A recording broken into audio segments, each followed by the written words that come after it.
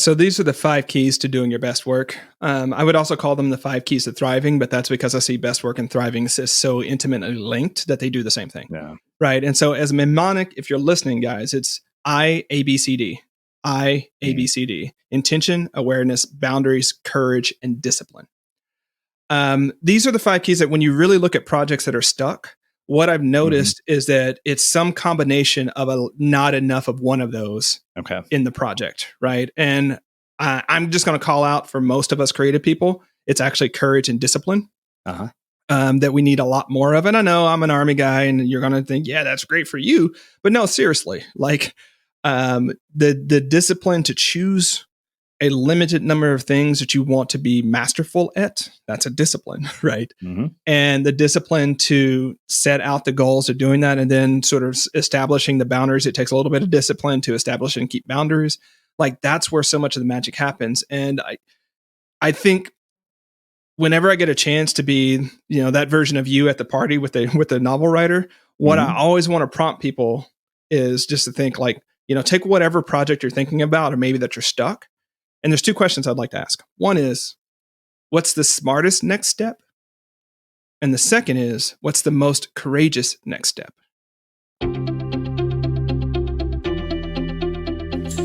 I'm Srini Rao, and this is the Unmistakable Creative Podcast, where you get a window into the stories and insights of the most innovative and creative minds who've started movements, built thriving businesses, written best-selling books, and created insanely interesting art. For more, check out our 500-episode archive at unmistakablecreative.com.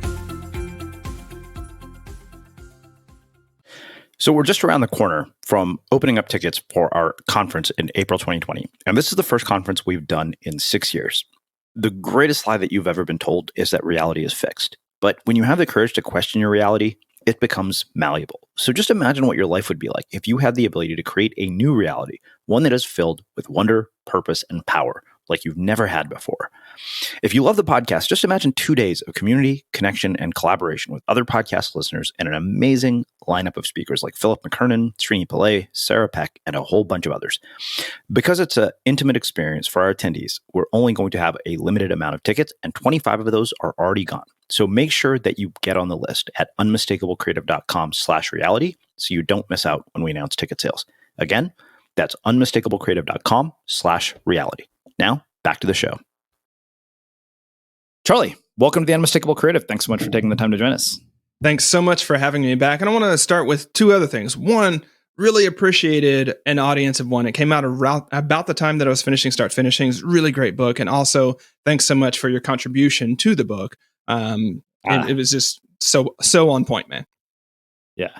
Well, you have a new book out, Start Finishing, which you just alluded to, which we will get into in a lot of detail. But as you know from my previous conversations, we almost never start talking about the book.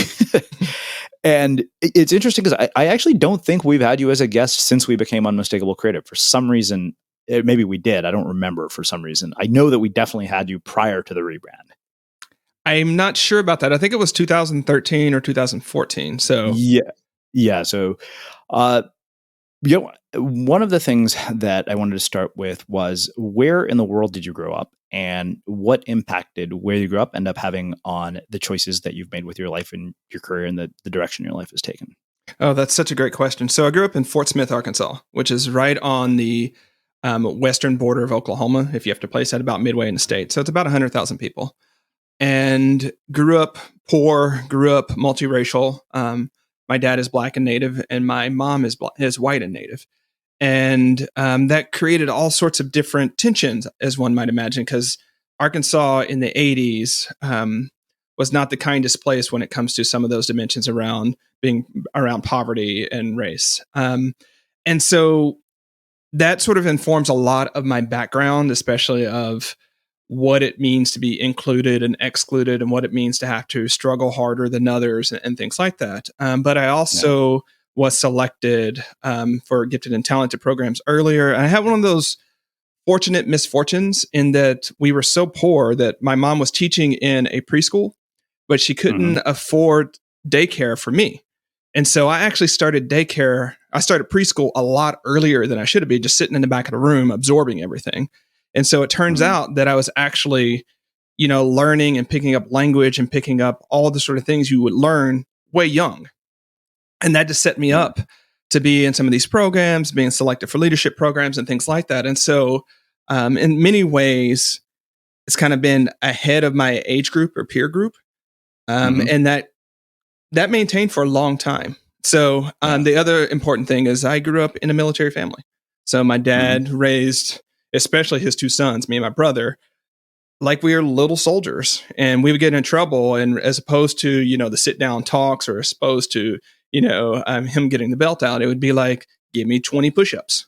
So there you are, like 4 years old, in that sort of language and that sort of precision of thought and expectations and things like that. That was just how we grew up. So of course I'm going to end up in leadership programs. Of course I'm going to end up as a Boy Scout. And of course I'm going to be an Eagle Scout and go to West Point and then, military. So those sort of things, it's this weird sort of thing. I look back on it now that I'm cresting 40, and I'm like, there were so many disadvantages that I started with, but in that struggle, in those disadvantages, emerged the things that ultimately made me successful.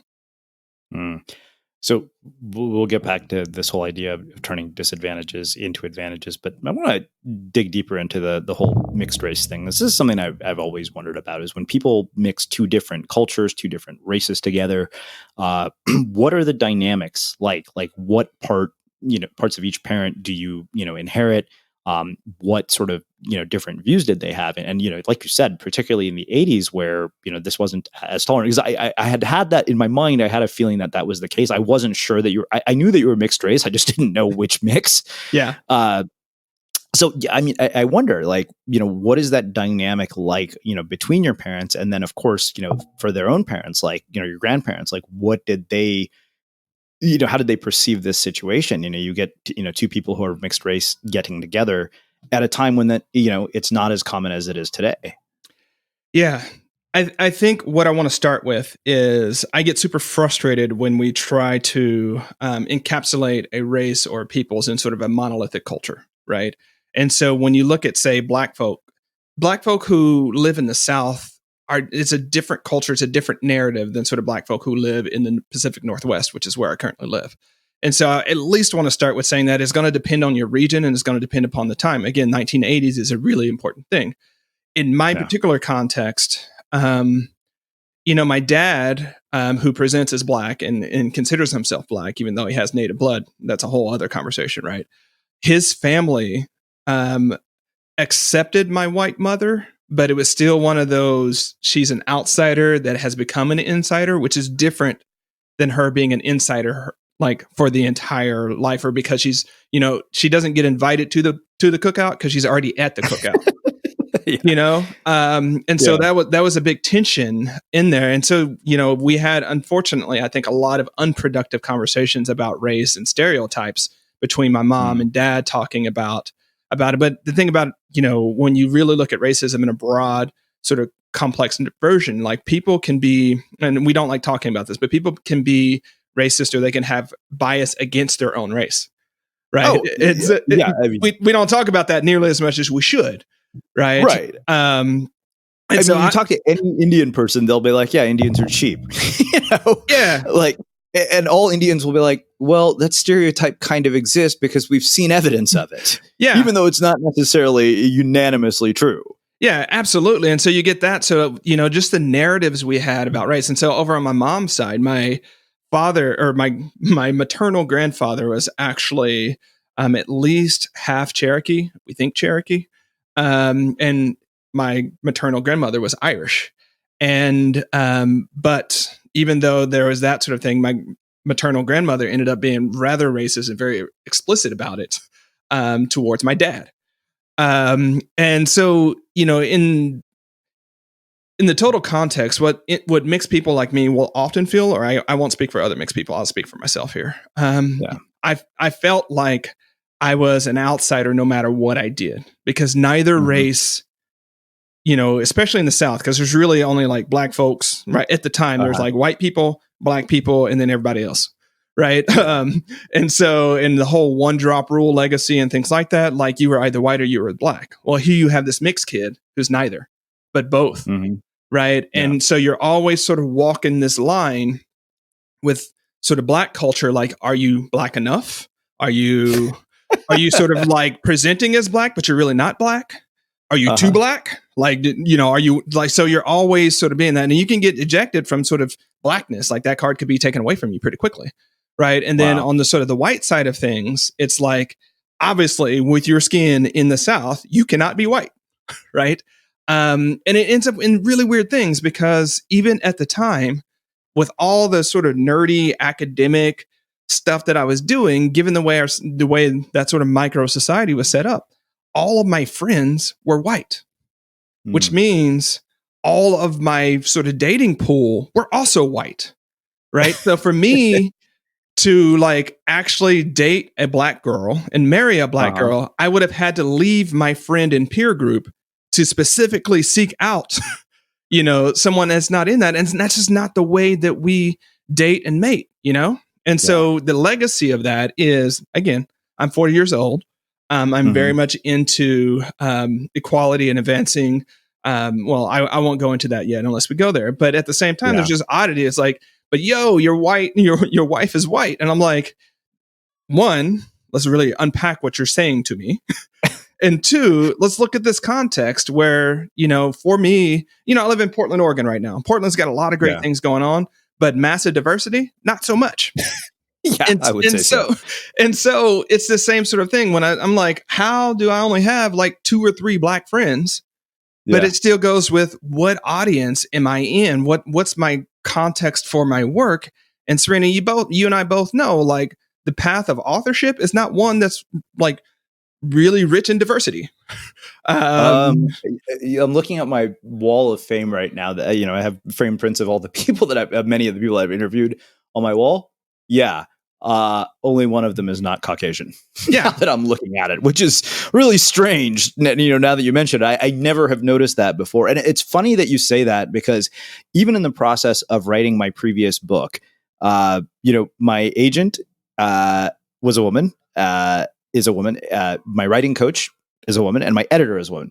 And we went through the first, draft, and we submitted it. And there was a section where, because the sort of nonfiction book structure of, hey, make your point and support it with examples is kind of, constantly what you're going through. And I remember we got the first round of comments back, and my editor, Stephanie, says, she's like, do you realize that every single example that you gave in this section is a white male? And what struck me as so funny about that is, we're back to that whole idea of bias. I said, how is it that 2 women and an Indian guy completely overlooked that?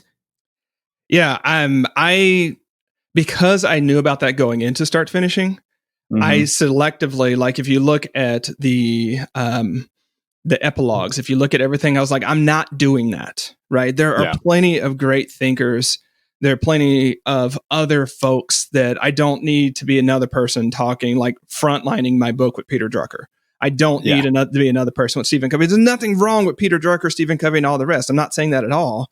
But it goes back to our, one of our previous conversations, maybe in the green room, was like, what am I doing? I've got this moment with this book to showcase different thinkers and to showcase a perspective of thought, which is one of the reasons I asked for contributions, right?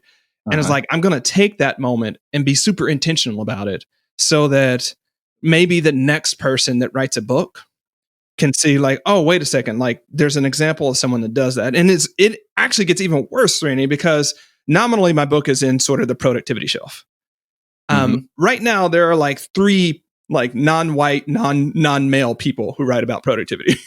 It's a really small set of folks that write, that are going to be on the bookshelf. And there may be a lot of self-published books, nothing wrong with that. But if you go to Barnes and Noble and you look at how this game is structured, it's a really small group of folks. And so, it ended up in this sort of weird thing. And so going back to my previous point, it's like the advantage of growing up mixed in the South is that you learn how to be a social chameleon, social chameleon, how to blend in with different people, how to present, how to do all those types of things. It's a coping mechanism. It's a negotiation tactic. It's all the sort of things. And so you can sort of swim in any audience and be fine with it. The military helps with that as well.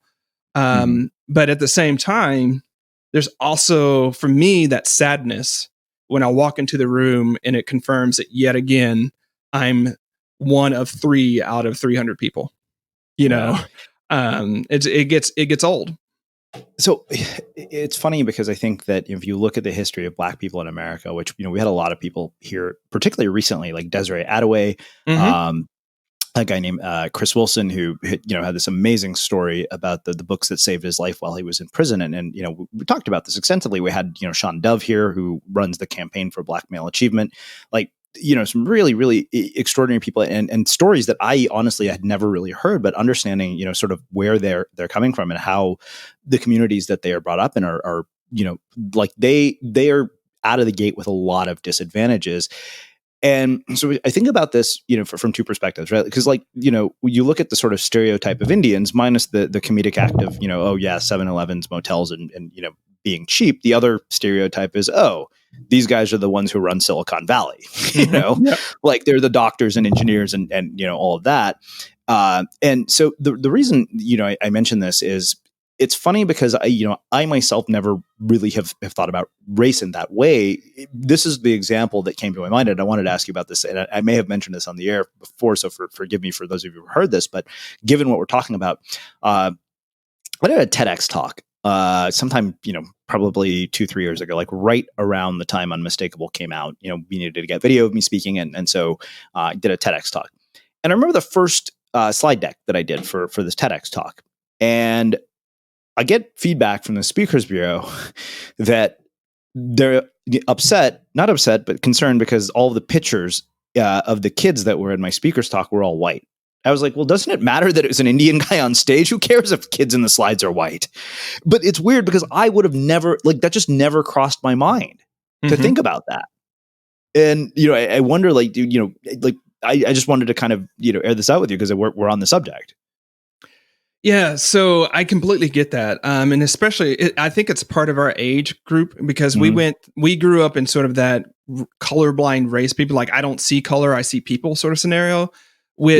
And there are many reasons we accept that, and especially if you're coming from I don't know what the immigrant status is of your parents and things like that, but sort of the thing is you want to assimilate and not be different as much as possible. And you don't want to treat people differently because you don't want to be treated differently. Right. And so we sort of grew up in that pocket to where in many ways we were discouraged from talking about it, from saying like, yo, why does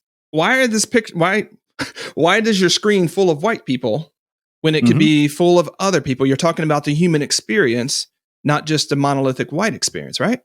But that wasn't a conversation that was happening in the 80s, right? It took me until my early 20s to really realize the rich history of Black intellectualism that exists in our nation, simply because I couldn't walk into a library in Arkansas and find, 6 books of James Baldwin, or I may have been able to find it, but I had to be able to find it myself pre-internet, right? Pre-internet. So where I am now is like, if you go to Productive Flourish and you look at some of our lead vendors, you look at our products, you look at them, I'm like, yo, we are not going to continue this thing where we're not thinking about who's on these graphics. We can find just as many. If we're going to use a stock photo, find a stock photo of a person of color. Yeah. If we're going to use that, if we're going to be talking about a subject that seems to be so like dude bro, let's find an appropriate picture of a woman and include her in this conversation, because frankly, the productivity conversation is so masculine to start with, right? And so dominated by men. This is where I love people's work like Laura Vanderkam and Neen James and folks like that, because they're bringing in this for the rest of the population who, for good reasons, don't really give a crap about 17 ways to hack a shoebox. Like that's not really... That's not really what they're interested in, because they're doing other things that our society is placed on. So anyways, I'm just intentional about that now. I'm not demanding that other people do that, but I'm sort of actively thinking about how do we create the world that we want to see? Yeah. And part of that is I feel like I have a responsibility and a privilege and an opportunity to, if the medium is the message and we marketers get to present the world a certain way, like let's take advantage of that and present the world closer to how it actually is than just continuing this innocent, unconscious way of presenting the status quo. Yeah.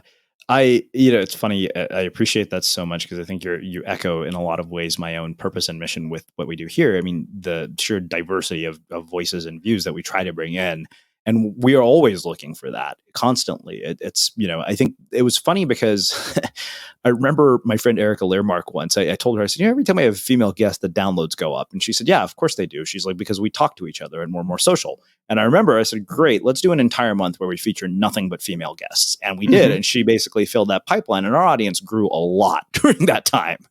It's funny because I've been meaning to do that again. But yeah, I mean, I think that was one of those things that we always made a point to try to balance it out, from gender, from race, and mix it up as much as possible. Yeah. And I would also throw in, I know part of Unmistakable Creative is about entrepreneurship, but the other thing that I try to do on our podcast, Productive Flourishing, I'll just sort of seed this, if I may, Srini, and I know you do it, but just let's focus on stories of people in the struggle, or maybe a focus of, stories of failure. Like, let's tell the real entrepreneurial experience as opposed to just what's on Fast Company and Inc. and what's in Startup Culture, right? Because we know that's at best 3%, and it's not the type of bootstrapping, creative hustling that many of us are out and about. So that's the other thing, is like, let's show this full diversity there. Yeah, I think that's one thing that was that became very important to me at a certain point. It was to give voice to things that I felt needed a bigger voice. It's funny. There's a guy who gave a TED talk who was an ex MS-13 gang member. Unfortunately, I haven't gotten a response from him, and I was like, for the love of God, I'm like, please come and talk to us. I really want to hear your story. He has a TED talk, and I was like, oh my God, like, this is amazing. I need to talk to this guy. And the thing is, it's giving voice to things that may not have a voice. Whereas, what you see on the covers of magazines, it's like, okay, do they really need any more coverage? That is one of those things where it's like, oh, for them, it's just a nice to have because they're already in a situation where that's going to happen regardless. One thing that, I wonder is, how old were you when you started to recognize these racial dynamics? Because, having grown up in Texas, I kind of have an idea of what your sort of childhood is like. And I think that there was a time when I would not have said that I was proud to be Indian. And then it went to like the opposite extreme. By the time I got to college, I found that, in a place like Berkeley, because you had such huge populations of every ethnicity, it was very easy to be ethnocentric and gravitate towards your own kind. Mm-hmm. Yeah. So I was 6 or 8 years old. I actually wrote about this on Medium a couple of years ago. And then I got out of the public conversation about politics and sort of race at that time because of 2016, and that might be another conversation. But it was really, I'm trying to make a long story very short here. My middle oldest sister, when she would come down to visit, she's my half sister, and even at those age, she'd be like, "Are you black or are you white?" Posing that to a 6 or 8 years old, and like you had to choose. And so what I told her then, I was just smart enough to say, like, neither and both. That's all. That's it. That's what I got for you. Right. And that wasn't the right answer, because at the time I felt, now, I haven't had adult conversations with her about that, but that's neither here nor there. But at the time, I sort of felt like I was being asked to choose which of the two arcs I was going to go along. And sort of choose and claim that identity. And I can't speak for other people's experience, but my sort of relationship with my own racial identity is one, just like people can be gender fluid. I think I can be racially fluid, in the sense that sometimes, like I did in this, I'll say I'm multiracial, and sort of that depends upon what it is. And then other times I'm just straight up black, but when I wake up in the morning, and I know some people of color have that, right? Where they wake up in the morning, they look in the mirror and they see that person. Like, you might see an Indian person. You might see that being reflected back to you. I don't. It's not until I walk outside, I realize the broader social context, like, oh yeah, I need to remember that I'm a black man in this world and orient as such. And when I write online, like, that's a part of my consciousness, because when I'm in a public space, like, identity, especially when you're talking about racial, gender, sort of these types of identities, they're socially maintained things. Yeah. And so it's like, much like you might not call your partner by your pet names that you call her in the house, right? Once you leave, like, you don't necessarily, with new people, use those pet names in public, but there's no agreement. You don't consciously say, I'm not going to call her Pookie when I'm out at dinner. Right. You just don't. And so it's that same sort of thing. Like, you step into that context, that public sphere, and you recognize that double consciousness of your race. And it gets even trickier because, again, if I'm going in public and I might be going to something to support people of color, I'm like, oh, in this context, I've got to do, even myself, I've got to do some code switching to be I would say to be myself, but I would say a different version of myself than I was before I walked into that room. Wow. Well, let's do this. Speaking of walking into the room, I think I do want to spend a little bit of time talking about your military background, because I think it is actually such a perfect segue into the content in the book. Talk to me about how your time in the military has informed and shaped the work that you do today, and who you've become after you came out. And in addition to that, what, for those of us who are not on the front lines, who pretty much all we see is basically a government who spends too much money on war, like, I saying this as a, Berkeley graduate liberal hippie, what am I misunderstanding? Because you've been in the front lines, you've been there in a way that I never will. Yeah. So you want me to answer the latter one? Let's start with the latter. Let's start with the latter first, because that's a broader sort of military question. Yeah. What you're missing is a lot in the sense of, yes, the government. Well, here's what I'll say. I agree with you. Government does spend too much money fighting wars that we don't need to be in and doing things we don't need to. And in my perspective, not spending enough money in places we actually need to be. Right. And that's a whole sort of geopolitical military conversation there. Yeah.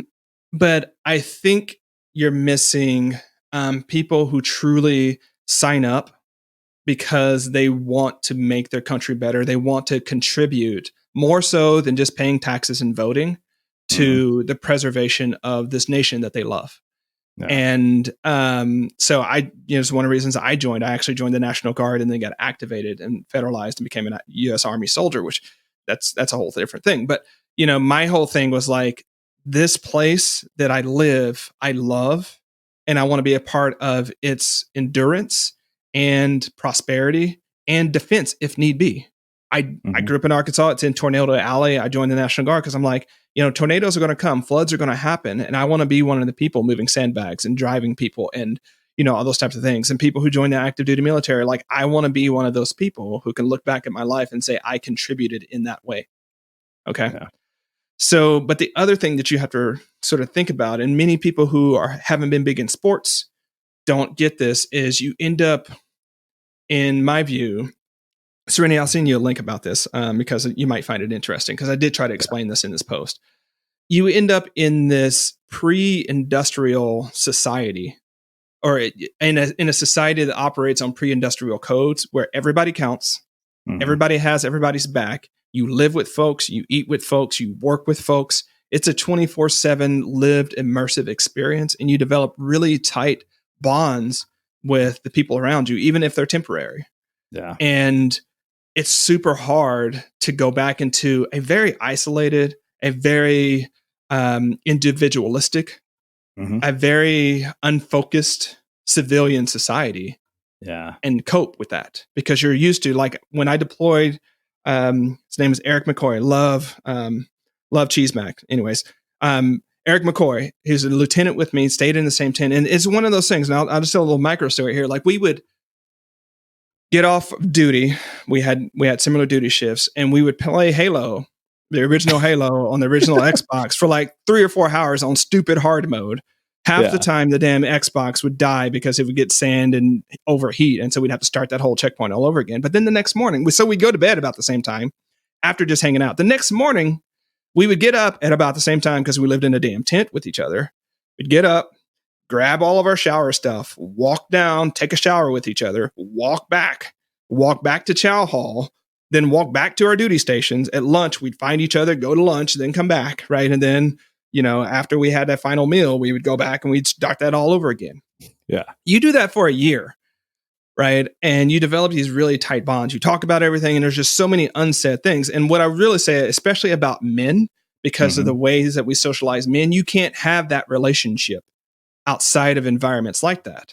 And I find that there's a deep longing amongst us men, amongst us sort of thriving men, to have those sort of tight bonds. Yeah, I would But agree. the thing is, we redeployed. Eric lived less than a quarter mile away from me. Wow. Right. He lived less than a quarter mile away from me, which is about as far as we would walk for our duty stations anyways. Yeah. Immediately once that happened, I started seeing him once every 2 weeks, once every 4 weeks, once every 6 weeks, because we had our lives, we had everything going on, but we both had that sort of like, hey, when are we getting together? And so, you have to re-acclimatize to being in normal civilian life. And then you got your partners, you got your jobs, you got your work. And you're like, but what about that buddy routine that I had where we were just so in the pocket together? Right. And so there's that aspect that I think a lot of civilians don't get, is that's what, like, the politics and all the bullshit, like, it's there, that's in there when you're in there, but it's the people that keep you there. And it's that culture and that sense of service where you're just like, this is what I'm meant to do. I can't imagine doing anything else. And also I'm really good at it because they've trained me to be really good at it. And I have one thing to do, Srini. Like, as an officer, I had like one major job. Everything else was covered. I didn't have to be this generalist doing all the things that I got to do as an entrepreneur, right? So it's super focused, hard, but focused. So there's all those sort of things that I think you miss, that sense of service, that sense of belonging, that sense of community, fraternity, that sense of mastery that is just so hard to get in. Oh, one last thing. Yeah. The skill tree, right? You knew what you needed to do to get that next promotion. You knew what courses you needed to take. You knew what staff positions you needed. You knew how to check those block and to advance in a way that, Srini, it took me like 3 or 4 years to sort of think, like, wait a second. I may not be sort of training for the expert infantry badge anymore, but I can create that same sort of thing for my business. Why not? Right. And I can use that if I want to be there. Here's what I need to have in place. And use that to backwards, because once you enter the no man's land of entrepreneurship and once your business sort of takes a certain point, like there's just an infinity of choices and you can choose any of them and you don't know where the hell you're going. Right. Absolutely. So it's probably more than you wanted on that, but there's just so much there. No, that is fantastic. I was fortunate enough to get to do a talk with a nonprofit that trains retired special forces guys how to transition into civilian careers. One of our listeners runs this amazing group called the Station Foundation. And it's funny because I think the thing that struck me the most about what they were struggling with this transition was exactly what you just said, that this sense of community that they had built. Like, I have a friend, Brian Ferguson, who's, surfer, snowboarder. And he said, once you go through that experience of SEAL training together, he said, it's just, you go into a workplace and the bonds are like, they just, they seem like pathetic in comparison. He's like, it's just not possible to recreate that. And he said, and that is often one of the biggest challenges of transitioning back to civilian life. It absolutely. I mean, there's, the other thing that I would say is the type of relationships where, like, if we were buddies in the military and you were doing something that you weren't doing your best, or you were morally slipping or things like that. Yeah. There's a very quick conversation about that. Right. Like, and, depends upon how radio friendly we want to make this podcast, but it'd be like, Srini, you're slipping up, fix it. Right. That's it. Yeah. That's it. And like, dude, I know that I'm like, and just fix it. Don't care. Don't have time for the drama. Fix it yesterday. And it's like, got it. And then people can start changing. So I think there's also this culture of excellence, both personal. Well, I mentioned the professional excellence, but also personal excellence. And, unfortunately, people, I think, see soldiers as sort of dumb trigger pullers. And like, why would any reasonably smart person do that sort of whatnot? But when you really look at it as a more broad thing, some of the smartest people you will ever met, I'm not putting myself in that group, but I'm just saying other folks are in the military. Oh yeah. I mean, we've had some of them as guests, people like Chris Fussell, who's, wrote the book with Stanley McChrystal. I mean, some of those people are brilliant and know more about the world than most people. Like, I'm still trained, Srini, we're hanging out here more than you probably wanted, but I'm still trained that when I see news, especially geopolitical news, I can start to think about the regional aspects of what's going on there, the geopolitical footprint, the strategy being on. So, like, whole thing going on with Turkey, I can't turn that off to start thinking about, in case you didn't know, Turkey got some anti-aircraft missiles that's really made NATO concerned and made the United States pissed off because it exposes vulnerabilities of the F-35 fighter jet. Now, why does that matter? Because Turkey historically is a geopolitical hotbed in things. And so I can't not see that. right? But and I'm 10 years out of being this, being an officer, but there are people that are looking at that every day. They're reading Foreign Affairs, they're reading BBC, they're watching Al Jazeera, they're looking at policies coming down. They're deeply involved in, DoD strategy and U.S. strategy. And so, yes, there's a lot of folks with heart. Yes, there's a lot of folks out there just getting it done. But also, some of our smartest, most creative people are actually in the Department of Defense. Yeah. Well, I've basically, rattled your ear off for a good, 30 minutes without letting you talk about your book. So, I think but I think it actually was a perfect setup for it, given that, like I said, once I realized the military background, suddenly everything about the way you see all of this makes a lot of sense. What prompted this book? Like, of all the books you could write, why this one? Because so many of us creative people love talking about big ideas and strategy and, the vision of the future.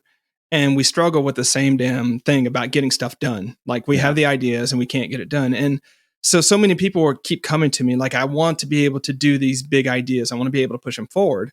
And I want to, let's talk about strategy. And I'm like, honestly, I don't think you need to talk about strategy. I think you need to talk about execution, right? So I think you need to talk about getting it done, right? Yeah. Because if you show up to me today and you're 120% overcommitted, I can't add anything to that. Like, let's talk about getting you down to 80%. So maybe we can add something to it. But it was just one of those things where people kept wanting to go over this stuff around it. And more importantly than that, though, I think people miss the connection between thriving and doing what matters most. Yeah. Right. And a lot of people are frustrated and yearning because we get to the end of the week or the month or the quarter or the year. And you're like, I've been in that rocking chair. That's a lot of motion, but no progress. And I'm frustrated. Right. Yeah. And so we only have, as far as we know, like this one short life to live. And I want us to take the full advantage of it, which means there's just a lot of stuff that we have to kick off the plate and say, you know what, this is the thing that I'm going to do. And that terrifies, frustrates, and really angers a lot of creative folks because they don't want to make that choice. But by not making that choice, they're also choosing not to thrive in a really significant way. Yeah. I think that one of the things that struck me was you opened the book about this idea of living in a project world, and you basically described projects as mirrors and bridges, and then you also talked about this sort of 3 to 5 year sort of reinvention that constantly occurs. Can you go into more detail about that?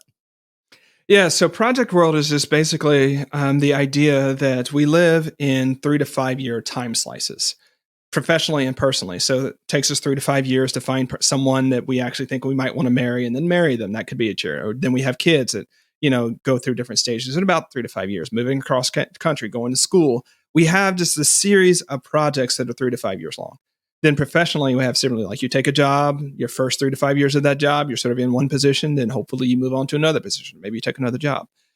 Project world is just the idea that is the norm. We no longer live in what I call career world, where, you go to college and then you work at a company for 20, 25 years. They give you a pin, you move to Florida and retire and play golf for the rest of your life. Like that world arguably never existed, but at least that was the myth. No one I know that's our age or younger thinks that we're going to retire at the same company we start working at. Like, it's just, what? Like, and I only get to work at one company, by the way. Anyways. And so the grace of project world is that when we're so gripped with, are we making the best choice about, what type of person I want to be when I grow up, it sort of loosens that up and says, you're really just making a choice for the next 3 to 5 years of your life. And whether you fail, guess what? It's going to be 3 to 5 years. If you succeed, it's going to be 3 to 5 years, and then you'll move on to something else, right? That's the grace of it. But the sort of downside of it is that you got to ship. By ship, I mean taking whatever ideas that you have, turning them into something that's useful for other people, some sort of marketplace, whether the marketplace are your colleagues, a marketplace like the consumer marketplace or whatever. You got to ship, because you can't say, well, I've been spending 3 to 5 years sort of working on this thing, but I don't have anything really to show you. Right. You immediately lose credit. Like, no one's going to hire you. It's like, so you've been working on this 3 to 5 years and you can't Like, show me any result. You can't show me any deliverable. You can't show me how you made the world different and better in that time. Like that, you can't do it, you know? Well, it's funny you say that. Sorry. Go ahead. I was at a party once and, some girl tells me that she's been working on a novel for 3 to 5 years, like really smart girl. And I'm thinking to myself, wait a minute, you've been working on this for 3 to 5 years in a vacuum. And I was like, why is it taking 3 to 5 years? And she said, you can't just sit down and write. And, I remember my content strategist, King Shook, he says to me, he's like, yeah, you're the wrong person to say that to. And absolutely. Yeah. And I look at her and I'm like, okay, I know I've just met this person, but whatever. I was like, that is complete bullshit. It was totally obnoxious and rude. And then I thought back to this Stephen King quote. He said, if you want to be a writer, your days as a member of polite society are numbered anyways. But yeah, that's why it's funny you said that, but back to you, mirrors and bridges. Yeah. So projects are mirrors because they reflect what's going on internally and what's going on in your world. And, when I wrote the book, I really wanted people to latch on to one idea and sort of work through the strategies, insights, and practices with that one idea. Yeah. Because if you choose a project that really matters to you, and you actually follow the process, a bunch of stuff is going to come up, man. Like all of your self-doubts, all of your sort of inner critic, all of this, what I call head trash, is going to come up, but only if you hang on to that project. Because what we too often do, Srini, and you've experienced this too, is like when it gets hard, we bail to the next thing. Until it gets hard, and then we bail to the next thing. And so, like when you bail to the next project, you're automatically going to figure out something that you hadn't figured out in the other one. Like you can't run away from yourself because you're always going to be there. Yeah. And so the mirrors, because if you choose the right project, it's going to reflect what's going on internally and externally. And they're bridges because they build the world that you want to be in. Right. Yeah. That future, so we creative people, we have this really tentative relationship with reality because on the one hand, we realize we have to operate within the constraints of reality as we know them now, but we're always creating that new matrix of possibilities that become the reality, become the next reality. Yeah. And so we have to use projects as bridges. And so whether that's, creating a kick-ass podcast like Unmistakable Creative, whether that's, starting a nonprofit, like you got to do the work to create that new reality because ideas by themselves do not create a new reality. Well, they don't. I think, what prompted you to reach out to me was that piece that I wrote either on Facebook or on a blog. I put it in both places. I was like, nobody gives a shit what you're going to start. And yet, you look at your Facebook newsfeed. I mean, every day there are announcements of all the things that people are going to start. But, one of the things that, I wanted to reference this, Sam Altman is the president of Y Combinator, has a blog that he occasionally writes on. And when he does, it's always just stellar. There's something that, we're talking about projects, and this has stayed with me all week long. And I keep thinking about it because, he says that I always, he said, I'm willing to take as much time as needed between projects to find my next thing. But I always want it to be a project that, if successful, will make the rest of my career look like a footnote. And of course, being the president of Y Combinator, maybe that's a luxury you have when you're, that well off or whatever it is. But I wonder, as somebody who has written a book about sort of projects, how do you think about, what is your response to that? Like, how do you think about what Sam says in that post? Yeah, I need to back up real quick, but then I'll answer that. Sure. To me, a project is anything that requires time, energy, and attention to complete. Now, the reason I want to make it super broad like that is because so often when we're talking about projects and productivity and getting stuff done, we're just looking at economic work. Yeah. Right. We're not looking at the sort of what we might want to call life or personal work of raising kids and building better communities and, being a secretary at your church or whatever that might be. I also count that as a project. I also count that as work worth doing. And so I say that just because I think part of what we think about when we're thinking about sort of project world is what's my next career focus, and that becomes what we look at, as opposed to what type of human do I most want to be in the world, and what are the projects that manifest that human. I think making your previous work a footnote is challenging, but what I would say is, what are you working on that's going to matter 2 years from now? Yeah. Right. What are you going to work on 5 years from now, 10 years from now? Right. Because I think, one of my coaching questions when people are curious about working with me is like, let's imagine that it's the end of a year, or it's 12 months from now. Right. let's say that we can only be celebrating 3 things. Mm-hmm. You know, we're kicking back beers or whatever it is. What are those 3 things? And you only get those 3 things, right? Because it focuses what you have done or what you focus. And it's like, so how do we structure your days? How do we structure your work? How do we structure your projects so that we get those 3? Because if we don't, what we're going to get to is a year from now, we're going to be talking about all the stuff that you're maybe working on or thinking about, but not the stuff you've done, right? And so that's the sort of guiding perspective that I want to give people. And when I talk a little bit about, you know, choosing projects, and I got this from Stewart Brand. Yeah, I saw that. But I got it by way of Kevin Kelly, by way of Tim Ferriss. So it's a long chain here. That. It's funny because that was sort of my next question was, okay, I wanted to ask you about the Stewart Brand quote. And I was like, okay, could I write a blog post about this? But apparently not.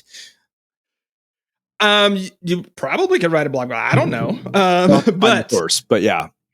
Yeah, you have to find it. But the basic idea, Stewart Brand said, you know, I mean, a significant project is going to take at least 5 years to see through. Now, he wrote that well after I'd been talking about Project World for a few years. So, but when I saw it, I was like, yes, Stewart Brand is the founder of the Long Now Project, which tries to imagine where humanity is going to be in 10,000 years, right? And making decisions for the 10,000 year perspective, because really long thinking, really thinking about where we're going. And so, you know, sort of capture that. And it's like, okay, so I'm going to take you up on that, Stewart. Let's go one step further. Let's subtract your age from 85, right? Then divide that by 5. That's as many significant projects as you can have for the rest of your life. So I might have 9. Yeah. Right. That's all I can do. Unless I really get busy, and maybe like for me, you know, I'm on my 2nd book, my first real full length book. I know folks that are shipping them out every year and things like that. But I know for me, with the way I have my life set up, a book is one of those 5-year projects, right? I don't like it, but that's just the reality of it. I got to choose to do something else so that it's not a major project. But, you know, whether it's that business, whether it's that nonprofit, whether it's your kids, like you only have so many projects left. And this really, I think this is one of those things that as I've talked to people about it, there's like a knot in their stomach. It feels like the world is just pressing on their chest. Like, oh my God, I only have 9 things left to do. But I'm saying, let's accept that as a premise. Does the work that you're working on now merit being one of those 9 things? Yeah. And if not, maybe switch it up. What does need to be on it? Yeah. Well, I think that, you know, it's funny. I didn't want to get to this yet, but you mentioned what you call the 5 projects rule. And I was looking kind of, you know, I use Notion to manage all of my projects, and I was looking at it and I thought, yeah, you know what? I know very clearly, like we're planning an event that is happening in February or in April of 2020. There's the podcast. And then there's, you know, sort of ancillary stuff around the podcast, like our animated shorts and all of that. And then there's writing. And I'm like, okay, you know what? Like it's funny because I remember somebody once, Glenn Beck, actually, of all people, told me, he said, you think of it as like a hub and spoke model. Your podcast, the radio is the hub. Everything else is basically spokes. And, you know, and I thought about it. And it's funny because I started diving back into Scott Belsky's action method because I was looking for a quote, and I ended up rereading the entire book. And then, you know, it's funny because now I'm like, okay, I can cobble pieces of your system and his together in a way that works for me. But it's like when I looked at it, I thought, okay, you know what? Yeah, there are probably 3 projects here. It's a lot easier to move each one forward when you're not working on that many of them. Although I have one project that I've been stuck on. So we'll get to that because I want to see what advice you have for me. Absolutely. Yeah. So go back. Let's go to the 5 projects rule. So 5 projects rule. So the really nerdy way that only I will say is it's really no more than 5 active projects per time perspective. So let me sort of cash that out. So what, Serena, you just mentioned, you have at the year-long perspective or the yearly perspective, you have 3, right? 3 major projects. And then we'll talk about the one that's probably in a tar pit, but we'll come back to that. Now, we can also say this month, what are your 3 to 5 major month size projects? And in the work that I've done, Serena, like, though we can get wrapped in the axles around whether it's 23 hours or whether it's 28 hours, you know, something like that. Like most people intuitively know what a month size project looks and feels like, right? About how far they can get in a month. Even though we're terrible at estimating how long something takes, even though it always takes longer than we think it's going to take, we still sort of know intuitively the difference between a month size project and a week size project, right? And so that per time slot or per time perspective just says, you know what, when you're doing your monthly planning and you're sort of thinking about what matters most for this month, don't think about all of the, you know, chores, all of the little nits and gnats. Just go back to that same sort of question I asked, is like at the end of this month, what are the no more than 5 projects that I want to make significant progress on? And how do I chunk them down such that I can say I shipped something, or you can show your work, or there's some meaningful piece of that. So it just helps with that chunking, but it really helps with 2 other things besides that, right? Prioritization, because again, it goes down like, is whatever you're working on, would you choose for that to be one of your 5 projects? Yeah. And if not, why not? Right? What do you need to do about that? But I think it also helps us be more human with ourselves, because when we have that feeling like, man, I'm not getting it done, I'm not good enough, there's something wrong with me, or like, why is this taking so long? You're like, oh, I've been carrying 8 projects. And remember, projects are anything that require time, energy, and attention, which means like moving, getting married, going on that vacation. Like, I wrote a post the other day about like why the summer is surprisingly so busy for people.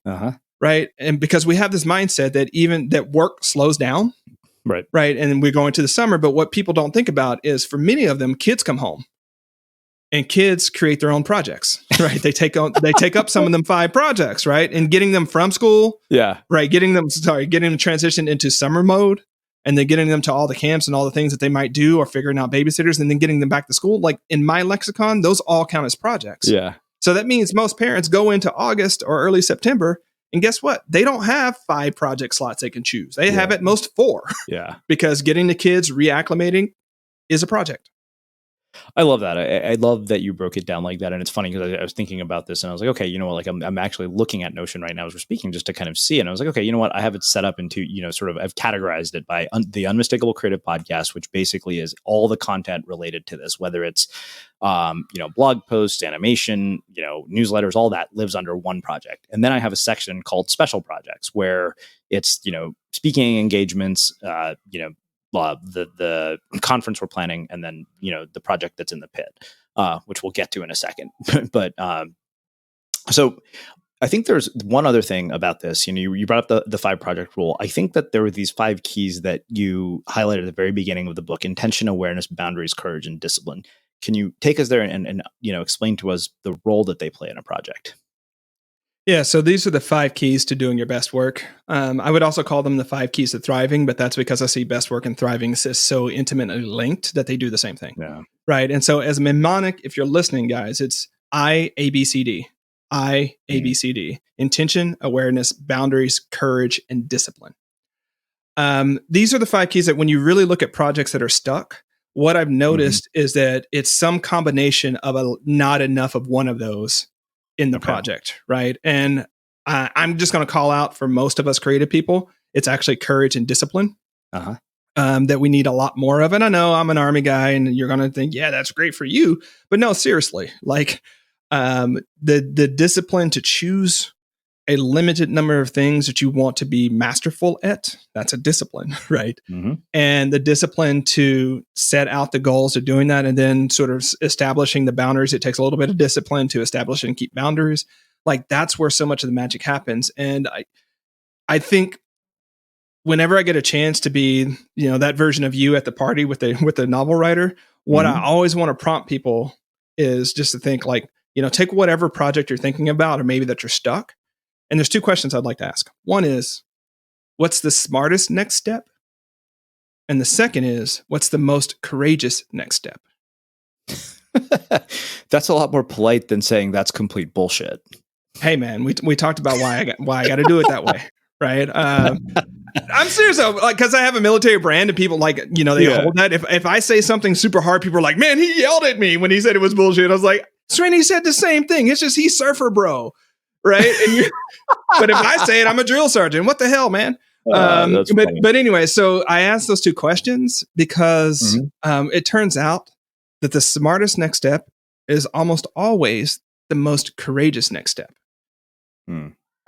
Because no one changes the world, whether you want to think about that big or small, by just taking smart moves. Like, you got to introduce some courage there. And so when in my own work, in my own practice, I, at the end of the day, I'm like, how many courage points did I put on the board today? Right. I don't care how smart I am. Right. It comes down to how much I actually leaned out there and did something that made me super uncomfortable. So those are the 5 keys. I'm sorry, I sort of got off on that. Those 5 keys, when you look at a project that you're stuck, do you have the intention? Like, do you know what you want? Do you have a strong feeling about where you want that to go? Awareness is, do you really know what's going on with that project, with yourself, with your context? Boundaries are, have you set up the right positive and negative boundaries that allow you to focus on that thing and keep other things out? Courage is, are you actually showing up and making those unsafe but long-term smarter choices? And discipline is, are you following through? And then one thing I'm going to say here, this is a kind of aside, but so many people get stuck because they confuse their desire for certainty with their desire for clarity. Right. And I just bring this up because so many people are like, well, I'm going to wait till I get clear about what I should be doing. Yeah. And when you really ask a few questions underneath, what they're really saying is, I'm not sure that this is going to work. And I'm going to wait until I find a pathway that I'm pretty sure is going to work before I move. That's a different conversation than whether, you're clear about it. Because a lot of times when it comes to the projects that matter most, I call those best work projects. It's clear what you need to do. Mm-hmm. It's uncertain whether it's going to be successful. Yeah. And people conflate the two of them and get themselves stuck. Interesting. So I'll walk you through the project we say is in the pit. So I'm not a person who has trouble shipping. You know that. Mm-hmm. Yep. You know my work. When I tell you I will get you something, you'll get it. When I say you'll get it. Mm-hmm. So Audience of One came out. I'd already started mapping out proposal for my next book. Like literally the day I submitted the manuscript, I think even before that, I'd already started mapping this out. I was like, okay. And we went through a dozen revisions. Like, my agent would send it back with comments. I would go to, the guy that I hired to help me with the book proposal. We would shape it some more. Then we'd send it back. And I think I was the last round of comments that I got. And I let it sit, I went and reviewed it. I let it sit for a month, and and no matter how much I would open it up and I would look at it. And then I don't know what it was. Like, I think I finally got to the point where I was like, okay, you know what? I need to just open this thing every day and just at least, give it a read to see if something comes to me. But it's the first time that and I think it was partially because we had gone through so many revisions and I didn't have to do any of this the first time I got a book deal. Mm-hmm. And I was getting really frustrated because I was like, it's been 9 months. And, and it's, I think the other part of it is that there is literally no guarantee that it will lead to a book deal. Mm-hmm.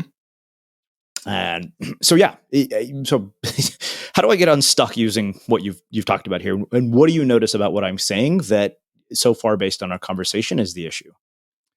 Part of it may be a discipline piece. Like what I tagged on was there at the end when you said, this is the first time that I've had to do this much. I'm reinterpreting. This is the first time I've had to work so hard to get this done. Right. Mm-hmm. With all the commentary and feedback, so on and so forth. Right. So I'd say that there's probably something there. I'll ask three questions real quick. Okay. Do you want the outcome of the project, whatever that might be? You mean the finished book or the book? The finished book, whatever you think that's going to do. Like, do you want to be at the end destination? Yeah, I do. Okay. So that's great. 2, what do you think you're going to have to give up to get there? So this is kind of funny for me. So like when I look at the discipline issue, I kind of wonder if it's a discipline about working on this one thing, because, I wake up and I write every day. It's just that I don't write this, know? Yeah. And that's where I'm kind of like, where is the conflict going on here? Like, is it a discipline of that's why I don't necessarily agree that it's a discipline issue. I think it's something else. Okay. So I'm going to approach this way. Like, we don't need an accountability buddy or a productivity system to eat ice cream. Yeah. Right. Or to have sex.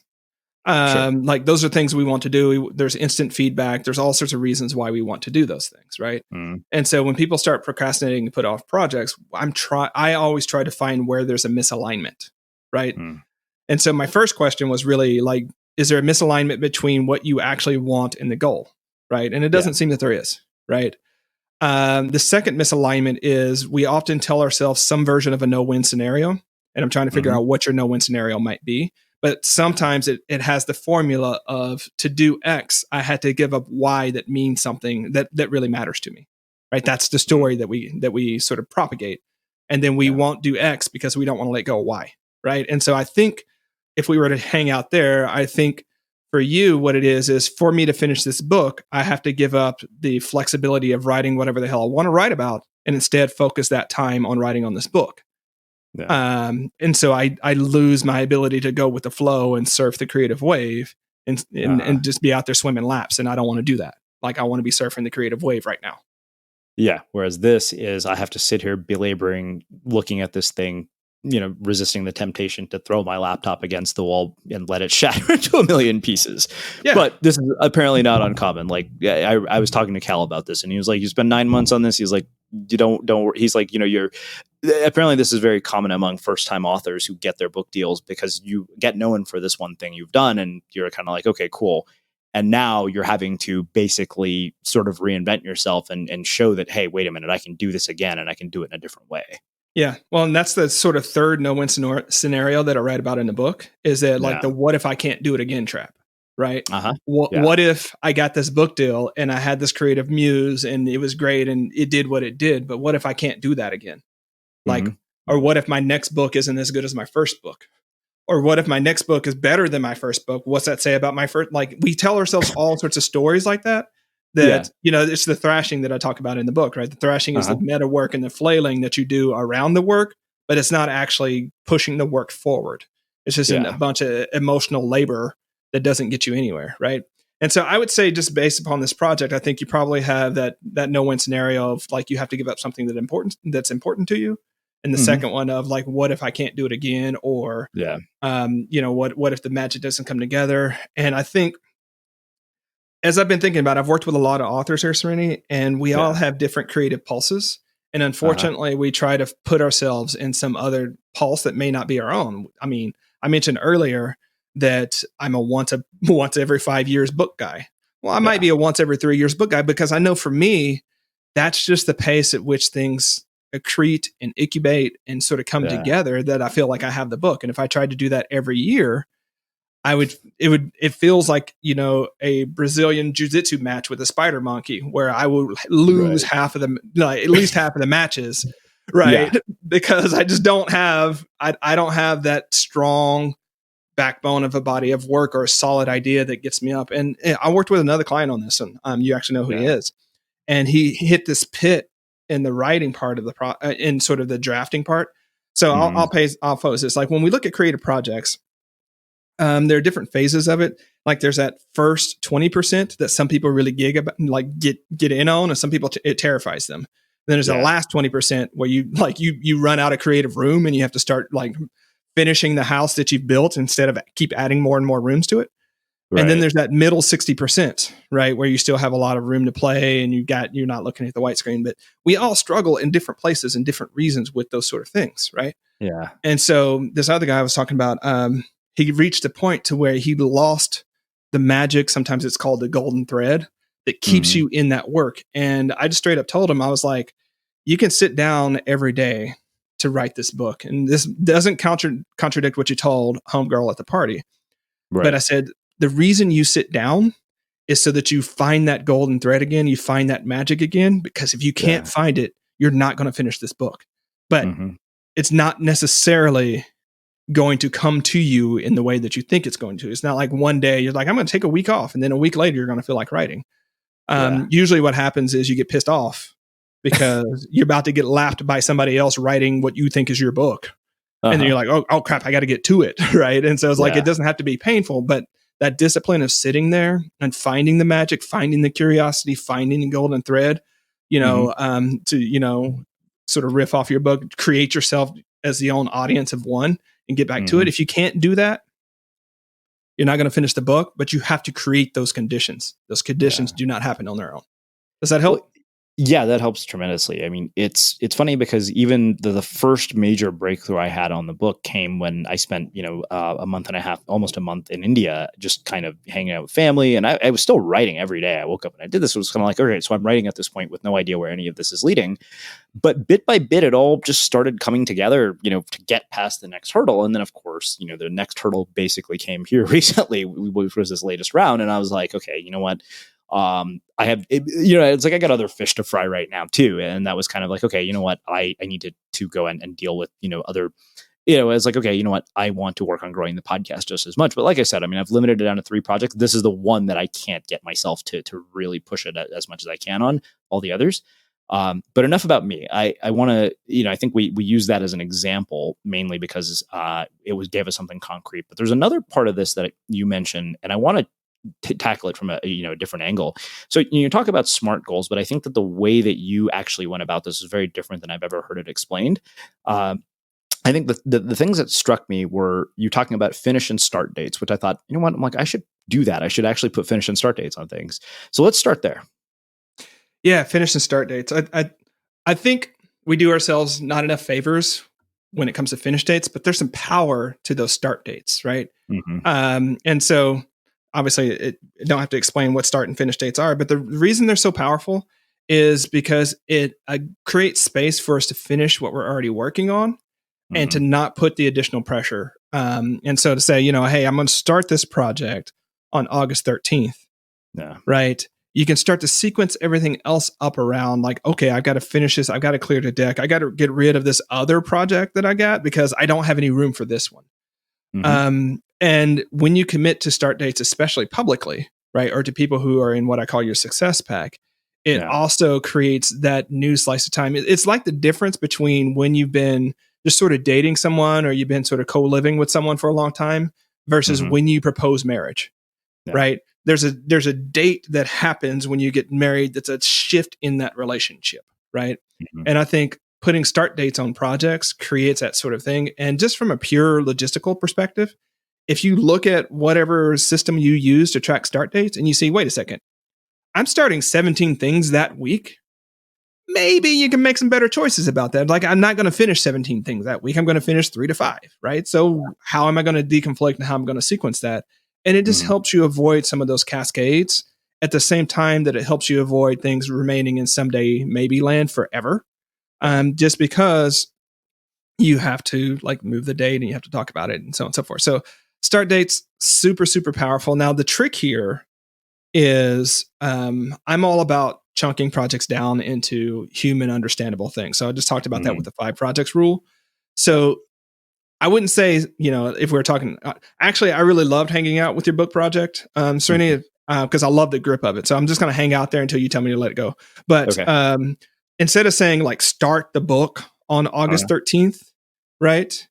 It would be create the table of contents or to start, the research list or however you start your project. It would be that small enough chunk that when that day came, it wouldn't be like, oh man, I got to start the book and what am I doing? And all the stuff is like, can you start the lit review or not? Can you start the table of content or not? Is it something you can do in a focus block, 90 to 120 minutes where you focus on it or not?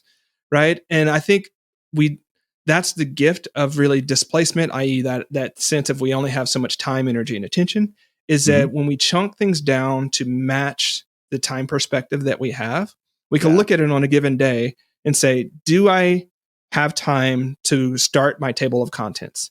Yes or no, right? And if you don't, then you don't necessarily have to beat yourself up. Like you can say, no, I don't, but I'm going to move this other thing, right? I want people to go into really black and white yes or no questions or yes or no answers to some of these. Do I have time or not? Yes, no.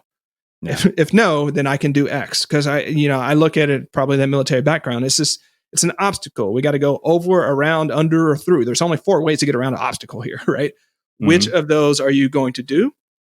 Instead of just looking at the obstacle and being like, you know what? Not even going to think about it. I'm going to walk away because you know what? The next time you come to it, it's still going to be there. Yeah. And not only will the obstacle be there, your story about that obstacle will have grown. Like that dragon, I like to call those obstacle dragons. That dragon gets bigger and more lethal and more and scarier the more that it can just sit over there on the side and grow and accrete. And it's not the dragon just done anything; it's your story about it, right? Yeah. It's funny you say that, so I mentioned to you we're planning this conference in April, and it's funny because that is literally the approach that I was taking. Is I realized I was like, okay, there's probably like 200 things that I have to do. And I literally have boiled it down to the simplest like things. It's like send an email to the speakers to confirm, connect Stripe to the website for the thing. And it was like one little thing every day. And I thought about it. I was like, okay, you know what? This is going to take like 200 or 300 to-do lists, but I have until April. So like, it's like, okay, what can I do today to move this thing forward? And I realized it almost like most days so far, like we've written, the website, we've connected MailChimp, we've confirmed with all the speakers, all of that happened over about 3 weeks. It was like we picked a location, all that. And when I looked at it, I was like, oh, wow, I'm just doing one small thing every day. Absolutely. Absolutely. And this is, when you look at your best work projects, those are ones that are going to take multiple quarters to see through. Mm-hmm. And this is where sort of that discipline and those boundaries, and that's why you have to keep coming back to it, because, if it's just a week size project, like just pure inspiration and, caffeine and a little bit of creativity can get you through that project that week. Right. Yeah. But you can't do that for 37 weeks. Right. And well, I mean, some people can, but it's super hard to do that. Right. Of just fuel and, caffeine, inspiration, and a little bit of intelligence. Like you can't do that. You got to structure it in the way that we're talking about, and create those boundaries and create those plans and take those steps. But any work that matters is just a series of small steps. It's like that Henry Ford statement, like, nothing, what is it? I know what you're talking about. There's one, I'm not going to butcher it, but to make a point, like everything is just a series of small steps, right? Mm-hmm. Whether it's, that, 12-mile ruck march where you got the backpack on, you got your machine gun, you're going like it's step by step by step, leg by leg by leg. That's on the military side of things. If you're exercising, dieting, doing creative work, it's really step by step. And Srini, I laugh about this because you know how there are some people whose work is sort of Instagram friendly. Yeah. Like they can go out and do all sorts of things. Like if you really look at my work, it would look like a lot of sitting at the coffee shop writing. Like it's so unsexy. Right. When you think about what it actually takes to finish books and do work, it's like a lot of sitting there looking at a damn screen like that. Yeah. Who gives a crap? Why are we going to, of course I might be able to write about the beautiful environment that I'm in. Yeah. Or excuse me, post about it. But I'm like, that's not interesting. Like what I want people to really embrace is the beauty and sacredness of the work they're doing when it's their best work, and sort of embrace that thrashing, that difficulty, that Brazilian jiu-jitsu, and know, Srini, there were so many times where I was writing this, and I wrote this on an Alpha Smart Neo, so you'll just have to Google it, right? But it's like a late 1990s word processor with an LCD screen, 5 lines, no internet, anything like that. And there were so parts of writing this book that were so challenging for me that and because I'm a writer, Srini, you'll know what I mean here. I can hear the space between a paragraph when I'm drafting. There's a feeling, that there's something there. And if I was writing on a modern laptop with access to all the things, I know that I would be off chasing what's on YouTube or seeing what Srini's doing or what's on Twitter, what's on email. Like any of that actually matters, but I would do it anyways because that's where I would feel that tug. I would hear that space.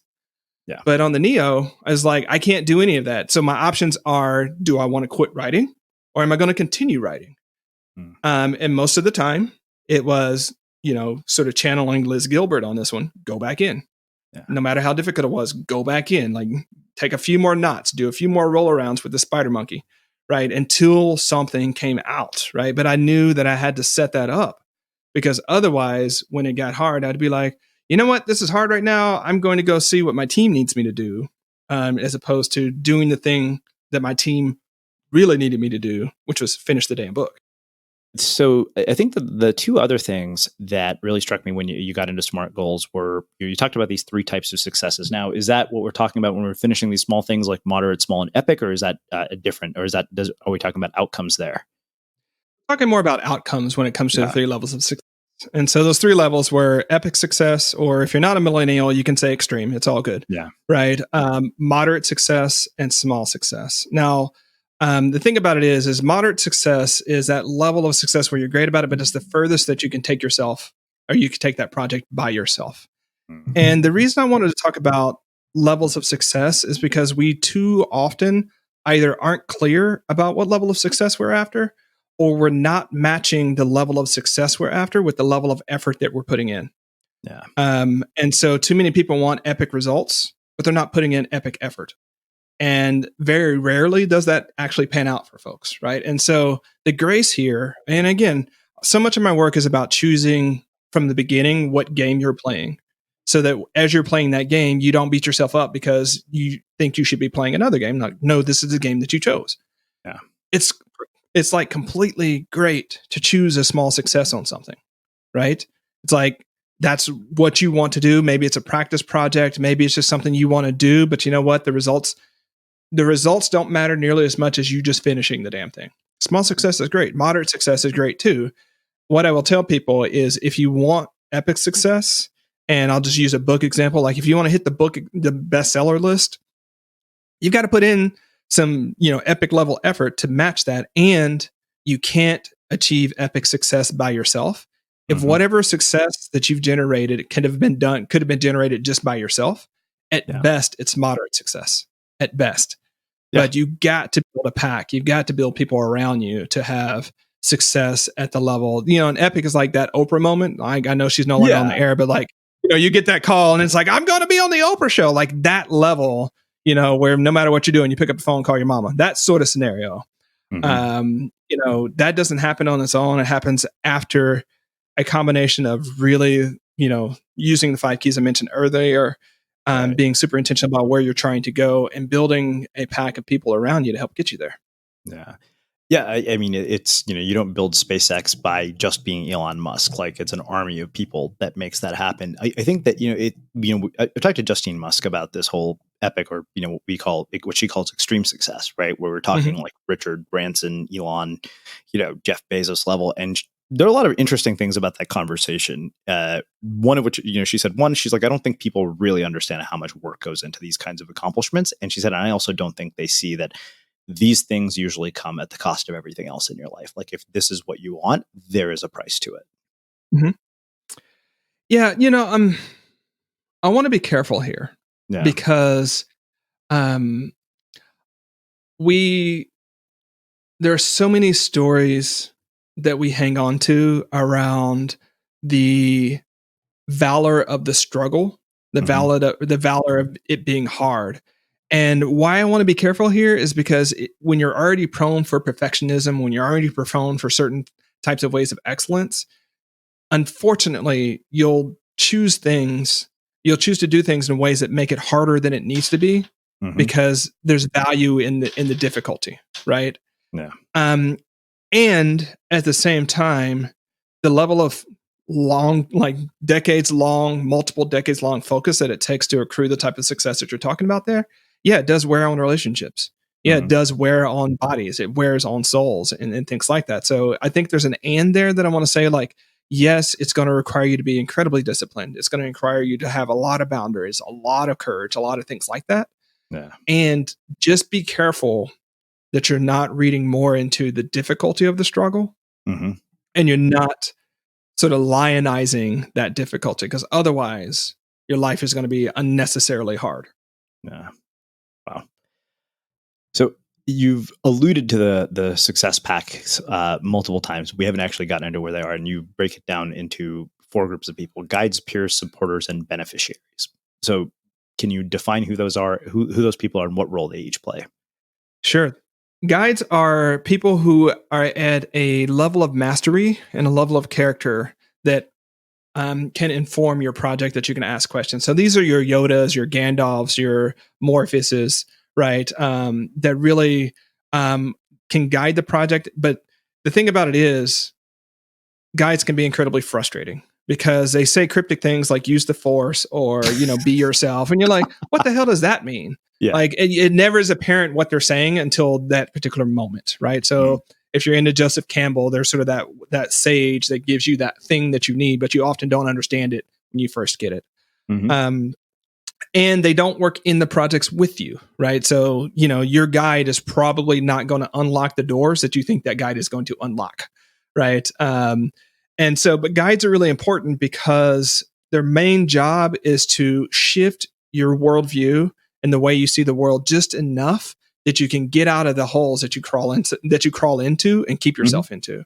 Yeah. Which I'm going to pause here because oftentimes we don't realize, because of blind spots and because of all sorts of other head trash that we have, we don't realize the degree to which we're keeping ourselves in the hole that we're complaining about being stuck in, right? And your guides are those people that basically point out, it's like, you have what you need to get out of that hole. if you use it. Yeah. If you don't want to use it, maybe there's something about hanging out in that hole that's really important to you. So this is so weird. I mean, I think maybe I just noticed patterns because these are things that are going on in my own life. But I had a mentor who was, everybody who has listened to the show has heard he's been a guest on the podcast. He came up with the name Unmistakable Creative, Greg Hartle. And I remember we had a year that was amazing. And then that was followed by a very, very difficult year. He was, very ill, like basically given a 9-month to live period. Fortunately, he's still alive. But, I was going through a personally rough patch during that. And he hammered me. I mean, it was one of those periods of, just beating on me endlessly.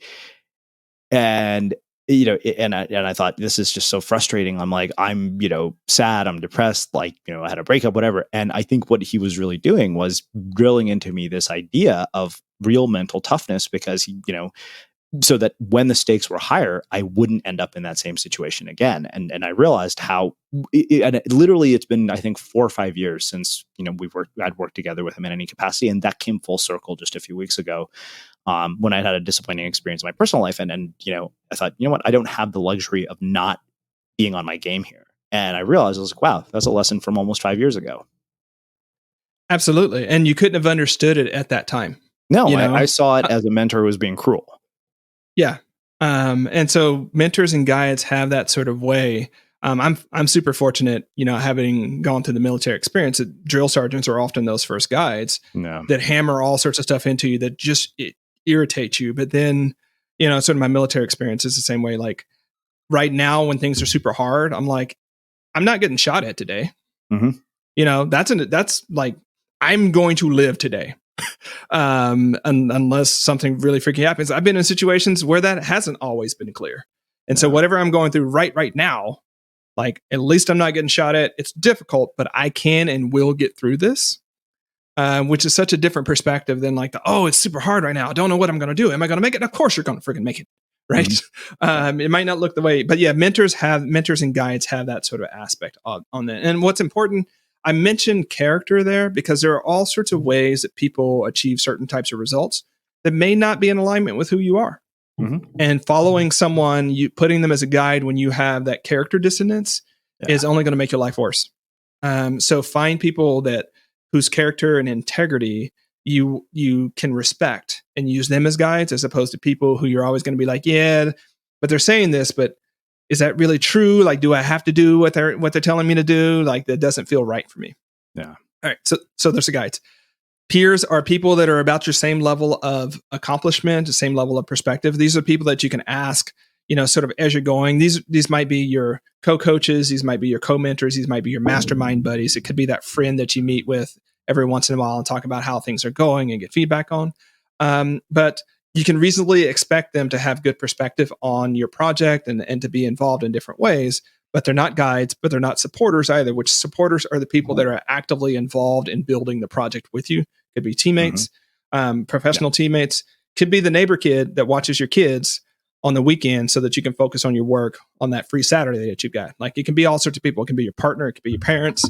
It could be the librarian, whoever is instrumental in supporting you can be there. And the last one, like if any of the groups of people are more important than others, I would always have to say the beneficiaries. And these are the people who benefit because you've completed your work. Like when you do work in the world, there's only one of two things that generate, sometimes a combination of those. You either solve a problem or you deliver a delight.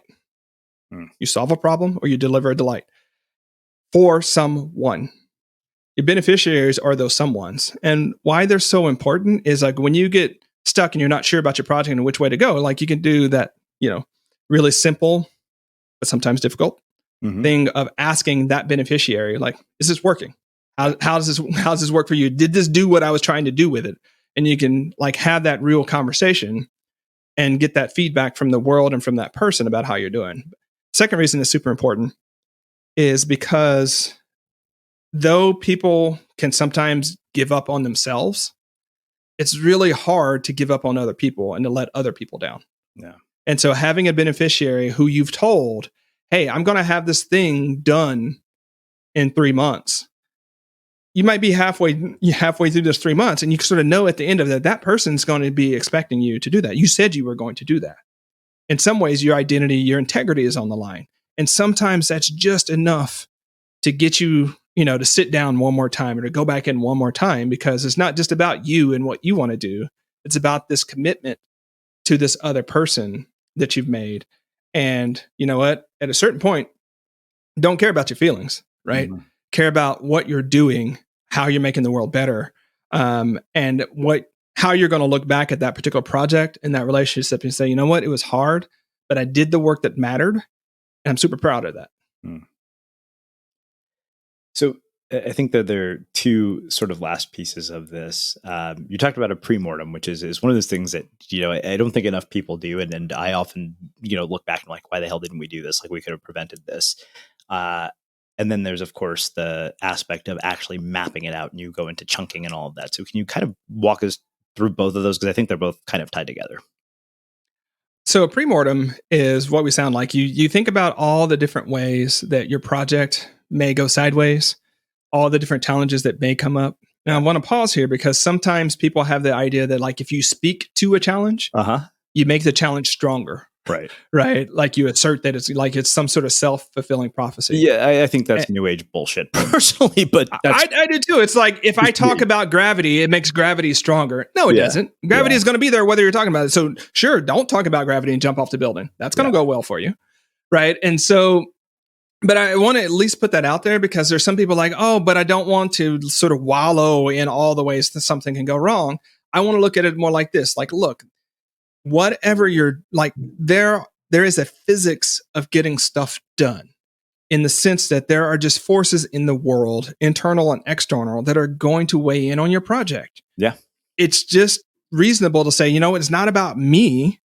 It's about those forces and how I can overcome those forces, so that I could design my project so that they do overcome them. Just like aeronautical engineers have to design planes to overcome drag. They're not like, oh, if we talk about drag, it makes it worse. Like, no, we have to design wings that overcome this, right? Yeah. And so I'm laughing. I mean, we're laughing, but it's a serious thing that can get people tripped up. Mm-hmm. So it's just going through that, and then having a proactive response to each one of those. So if you know you're bad at discipline, right, you can put in steps. Maybe you need an accountability buddy. Maybe you need to figure out a way that doesn't require you to do discipline or use as much discipline. Maybe you could think about how you make it more like ice cream or sex, right? So that you want to do it, right? So that's the premortem side of things. We've mentioned chunking projects in the sense of always breaking it down into smaller parts, because I think that's where people get overwhelmed. It's like, we started this talking about 3 to 5 year like meta projects, and like that seems super overwhelming.